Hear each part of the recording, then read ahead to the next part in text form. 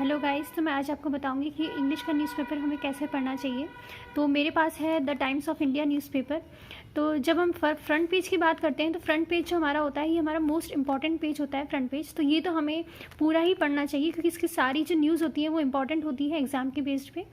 तो ठीक है, तो शुरुआत करते हैं फर्स्ट पेज की। तो फर्स्ट पेज पे ये जो की पॉइंट्स होती हैं ये हमें इंपॉर्टेंट पढ़ने होते हैं, लेकिन ध्यान रखना जैसे नेगेटिव न्यूज़ है ये वाली, तो नेगेटिव न्यूज़ को कोशिश करना कि अवॉइड करें हम। और जैसे ये वाली न्यूज़ है कि रेपो रेट जो है आरबीआई ने 4% रखी है और रिवर्स रेपो रेट 3.35% रखी है, तो ये हमारी एग्जाम पॉइंट ऑफ व्यू से इंपॉर्टेंट है। तो ऐसे ही की पॉइंट्स आती हैं इधर साइड में, तो ये पढ़ना है हमें। और ये जो भी इंपॉर्टेंट न्यूज़ है कि कहाँ कहाँ पे ओमिक्रॉन के वायरस जो है अभी अब हमारे इंडिया में कहाँ कहाँ पे पाए गए हैं, जैसे कि यहाँ पे लिखा हुआ है जयपुर में, पुणे में, दिल्ली में।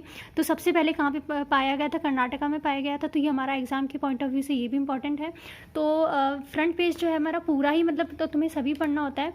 और हाँ, एक चीज़ और ध्यान रखना कि जैसे हम कोई भी चीज़ पढ़ रहे हैं और जैसे कोई भी एक वर्ड आया रिटेलिएशन, तो हमें क्या करना है साथ साथ में इसके नोट्स भी बना के चलना है कि रिटेलिएशन वर्ड लिखा और उसका हिंदी मीनिंग लिख दिया कि हाँ इसका मतलब क्या होता है। और ऐसे ही एक वर्ड आया रिबेलियन, ऐसे ही एक वर्ड आया रिपेल्ड। तो जो जो हमें वर्ड्स हमें लगता है कि हाँ हमें इनकी मीनिंग नहीं पता है, तो हम क्या करेंगे उसके वर्ड्स लिखेंगे और उसके साथ साथ में उसका हिंदी मीनिंग लिखेंगे। इससे क्या होगा, हमारा इंग्लिश भी इंप्रूव होगी। ठीक है, तो हमारे पास जैसे टाइम बहुत कम होता है पढ़ने के लिए, तो सिर्फ हमें क्या करना है, सिर्फ एग्जाम पॉइंट ऑफ व्यू से पढ़ना है, सिर्फ इंपॉर्टेंट चीज़ें। तो ये फर्स्ट पेज पढ़ा हमने, फिर उसके बाद हम क्या करेंगे, डायरेक्ट लास्ट पेज पे आएंगे, क्योंकि हमें सिर्फ वही पढ़ना है जो एग्ज़ाम के लिए इंपॉर्टेंट है। क्योंकि न्यूज़पेपर इतना बड़ा होता है, हम सारी चीज़ें कवर नहीं कर सकते।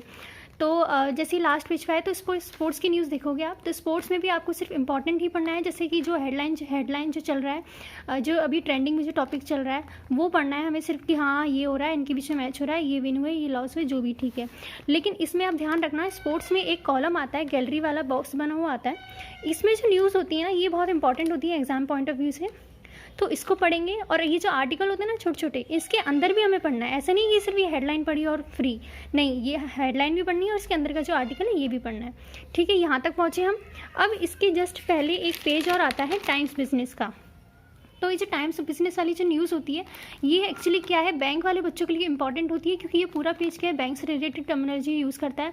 अब जैसे ये वाला जो हमने फर्स्ट पेज पे पढ़ा था आरबीआई से रिलेटेड, कि उसने रिवर्स रेपो रेट कितनी रखी है, रेपो रेट कितनी रखी है, तो उसी का जो क्या है डिस्क्रिमिनेशन दिया है पूरा डिटेल में, कि पहले साल में कितनी थी और अब कितनी है और अब कितनी है, तो उसके बारे में पूरा डिटेल एनालिसिस दिया है। और ऐसे ही मतलब ये जो टाइम बिजनेस वाला जो पेज है ये भी आपको पूरा पढ़ना है। जैसे हमने फर्स्ट पेज पूरा पढ़ा था, ऐसे ये वाला पेज पूरा पढ़ना है। ये पूरा एक एक इंपॉर्टेंट है यहाँ पे सब चीज़। और हो सके तो अगर आपके पास टाइम हो तो थोड़ा बहुत इसके अंदर भी थोड़ा बहुत देख लेना कि आर्टिकल के अंदर पूरा डिटेल में कि कहना क्या चाह रहा है, क्योंकि ये मोस्ट इंपॉर्टेंट पेज होता है। जैसा फर्स्ट पेज होता है ऐसे ये भी इंपॉर्टेंट पेज होता है। ठीक है, अब इसके बाद हम आगे बात करते हैं, आगे हम देखते हैं। तो टाइम्स ऑफ इंडिया में क्या है, दो आर्टिकल आते हैं। जैसे द हिंदू में आते हैं ऐसे इसमें भी आर्टिकल आते हैं, एडिटोरियल आता है। अब जैसे इसमें आया है लुक एट जॉब्स और दूसरा आया है फाइटिंग टुगेदर। तो ये क्या है, हमारे इंग्लिश के पॉइंट ऑफ व्यू से इंपॉर्टेंट होते हैं, इंग्लिश के पॉइंट ऑफ व्यू से इंपॉर्टेंट होते हैं।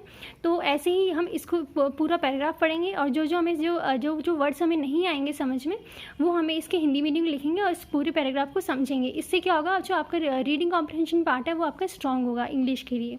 तो ठीक है, तो ये जो मैंने 3-4 टॉपिक जो अब आपको मैंने बताए हैं वो इंपॉर्टेंट हैं। जब आप तक यहाँ तक पहुँच जाएं और आपको लगे कि नहीं मुझे अभी और पढ़ना चाहिए, तो आप आगे बढ़ सकते हैं। लेकिन मैंने जो बताया है ये तो आपको डेली बेसिस पे रेगुलर ही करना पड़ेगा, क्योंकि न्यूज़पेपर इतना बड़ा होता है। अब आप हर एक चीज़ को नहीं पढ़ सकते एग्जाम पॉइंट ऑफ व्यू से, क्योंकि आपको करंट भी पढ़ना है और इंग्लिश भी इंप्रूव करने के लिए वोकैब भी पढ़नी है। तो जो मैंने बताया वो तो करना ही है, वो इम्पॉर्टेंट है। और इसके अलावा तो अगर आप पढ़ना चाहें न्यूज़पेपर में कोई भी चीज़ जैसे जो आपको इंटरेस्टिंग लग रही है एग्ज़ाम के हिसाब से, वो पढ़ सकते हैं। और ध्यान रखना पूरे न्यूज़पेपर में आपको कहीं पे भी नेगेटिव न्यूज़ मिले वो हमेशा छोड़ते हुए चलना, क्योंकि आपको नेगेटिव एनवायरनमेंट में नहीं रहना है, आपको आगे एग्ज़ाम भी देना है। तो और वैसे नेगेटिव न्यूज़ हमारी एग्ज़ाम में आती भी नहीं है, तो उसको छोड़ते हुए चलना है और आगे बढ़ना है। तो ठीक है, आपको फिर भी अगर कोई चीज़ डाउट में जैसे पूछनी हो तो आप कमेंट करके पूछ लीजिएगा। Okay, thank you.